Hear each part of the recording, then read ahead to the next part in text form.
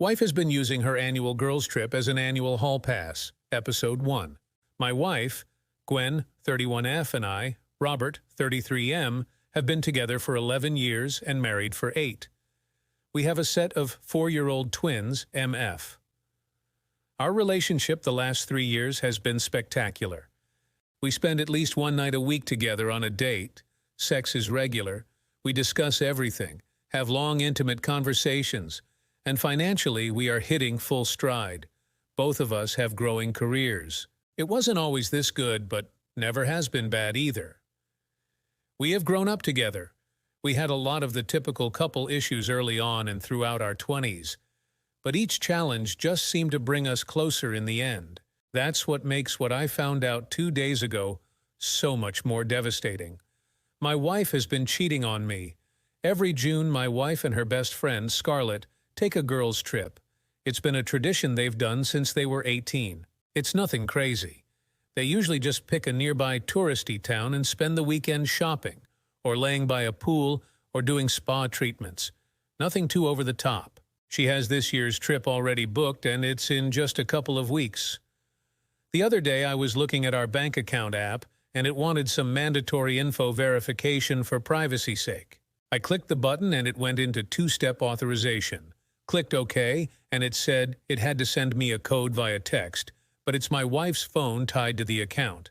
I begrudgingly got up and went and found her phone. I would normally ask, but she was napping, and I didn't want to wake her. I picked the phone up and hit for the code to unlock since it obviously wasn't going to recognize my face. I know the PIN, it's the same thing she uses for everything. Once unlocked, she has Snapchat open, and there's a message from her BFF in the chat. It says, "Are you really going to go through with it?" A sense of dread washed over me. I really had no reason to feel this way, but something about the question just felt so off. I thought hard about how my wife would respond and typed back, "Why wouldn't I?" Scarlett responded, "I'm just saying, 2 guys at once is pretty intense." My heart dropped. I couldn't believe what I was seeing. Knowing I couldn't keep the charade up, I stopped responding and began looking through the snaps. There were 2 guys I vaguely recognized as being from my wife's past. Unfortunately, it's Snapchat, so when I clicked on them, there was nothing there. I went into her phone deeper. Nothing in her texts or email. I looked through a oddly named folder, and in it is WhatsApp. Here are the messages I was looking for. Her messaging with her old HS boyfriend, Donald 31M, making plans for their upcoming girls' trip. No smoking gun, no sex or pics, but definitely flirty. Definitely making plans to meet at the hotel, and definitely planning on him bringing his college roommate, who was also my wife's second boyfriend, John, 32M. I couldn't believe she would do this. I was also wondering how long this has been going on. There are not a lot of messages, but I could tell that this won't be the first time Donald has joined her on the girls' trip. I knew since Scarlett would figure out that I sent that last response, I had to confront my wife when she awoke. When she finally awoke, some grueling 45 minutes later, she immediately picked up her phone.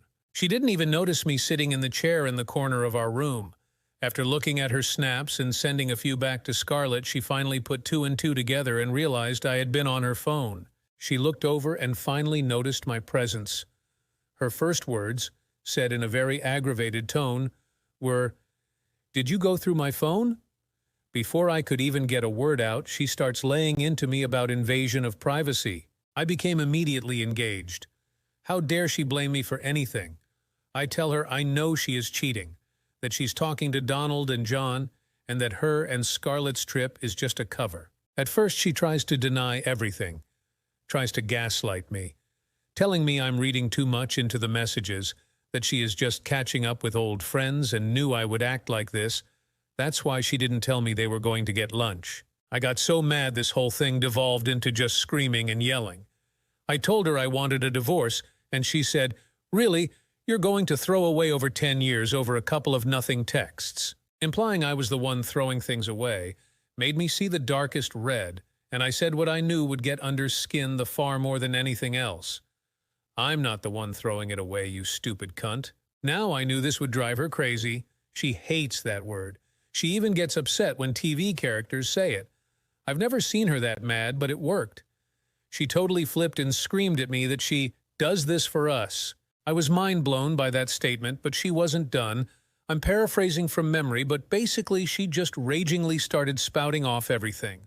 Why do you think our relationship gets better every fucking year? I deserve this. It's my free weekend. It lets me handle all the bullshit from the year, resets me. If you can't understand that, that's your problem. So fucking, what if I'm crossing some lines? Are you not fucking happy? We have it great, and all it costs is me getting 1 weekend a year off. At this point, she softened a little but kept a stern tone. I get it. Your pride is hurt. But it has nothing to do with you. This is for me. You can have a great life. I just need this once a year, and you need to make peace with that. We have a good thing going. Don't fuck it up because you're mad now. I couldn't believe what I heard. I felt literally woozy in that moment.